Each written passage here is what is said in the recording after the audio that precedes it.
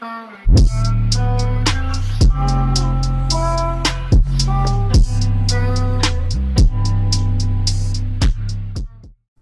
is going on, YouTube? Welcome back. Thank you so much for clicking on this video, and thank you for coming back and seeing me. And we're gonna go ahead and get into this next review here, reaction. It's gonna be Royce the 5'9" and J. Cole, Boblo Island, I believe. So we're gonna go ahead and get into this. I have the lyrics up too, so we want to make sure we don't miss anything. All right, so let's go ahead and get into this right here. Cruising down the river, dancing till your feet got numb. Cool summer breezes blowing through your hair as you stood gazing down the river in anticipation of the thrill of the dizzying rides at the amusement park. So I don't know if I don't know what Boblo Island is. I have no idea, no clue, never heard of it before. So if it's a real place, forgive me, I've never heard of it. But all right, let's go ahead and continue. But that was like a cool little intro. Just kind of reminds you of like old style, like, you know, like old, like way back then, probably like 40s, 50s type of thing. Oh man, I wish I was joining you. A little cheese and crackers, a little cat-eye wine, a little Rio Nino on ice, some Harley Bristol cream. But let's do this. Only on All right, here we go. FM. See what we got. Nothing compared to our family trips. My uncle shook hands with the manly grip. All this hand-me-down shit I had an uncanny fit. All the gangsters I had in my family had me Annie bitch. My granddaddy mistress caught. Alright, so say my uncle shook hands with a manly grip. All this hand-down shit I had was an uncanny fit. All the gangsters I had in my family had me anti-bitch. So that's actually those two lines right here. All the hand-me-down shit. So that's funny, you know, because off personal experience, I have a little brother, and it's basically so everything I had, he always got. And you know, growing up with him, he was always complaining like things didn't fit properly, because growing up when we were kids, we didn't really have that much money. So I thought that was kind of cool. And then he says all the gangsters I had in my family had it, and that kind of just goes back to, you know, a culture thing, you know, probably where he grew up. Everybody referred to women as like bitches, hoes, and shit like that. So the business from my grandma on plastic scooter cars. Smoking grass at the vintage food court. Okay. Broken glass waiting on you on the swimming pool floor. Nice. I came across my identity on the Boblo boat. That's where I lost my virginity. No condom though. Okay. That's when paranoia hit me like when superstition does. Oh yeah. My inhibitions, I guess, where my supervision was. Oh, okay. The way that the island would be the livest though. First time Big Bro hit the bottle was on the Boblo boat. But neither one of us knew that we would both grow up and turn to alcoholics though. Boblo boat. All right, so yeah, he mentioned the Boblo boat. I've never heard of that. Okay, I got it. So the Boblo boat is a ship. It's a steamship, but it was built in Detroit, and that's where Royce the 5'9" is from, just like Eminem. Okay, gotcha. All right, let's continue. Now that I know that, it's kind of making a little more sense.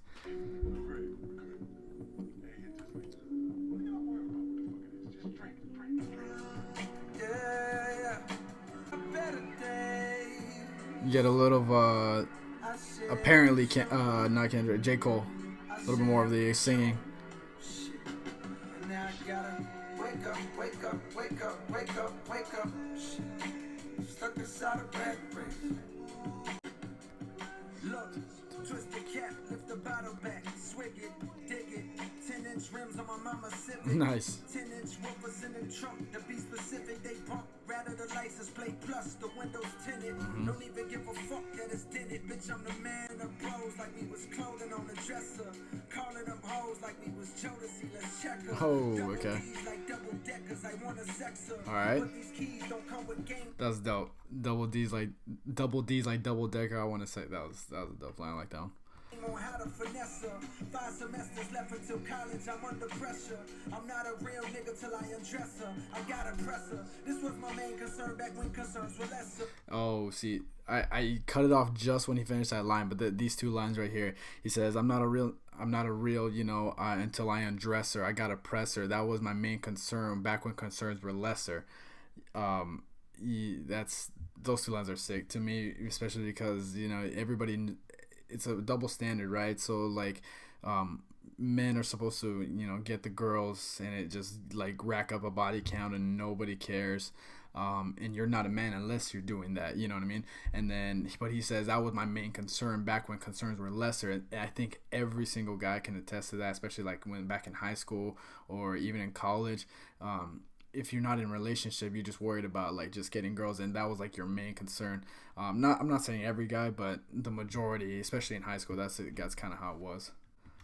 Nowadays I often yearn to press the backspace button or hit return, but life is not no word processor. Most folks would burn recess to burn the stressor. My real life drama plus fickle niggas thinking they done heard the best of Jermaine Lamar, but that's insane and couldn't be further left of. The truth is that.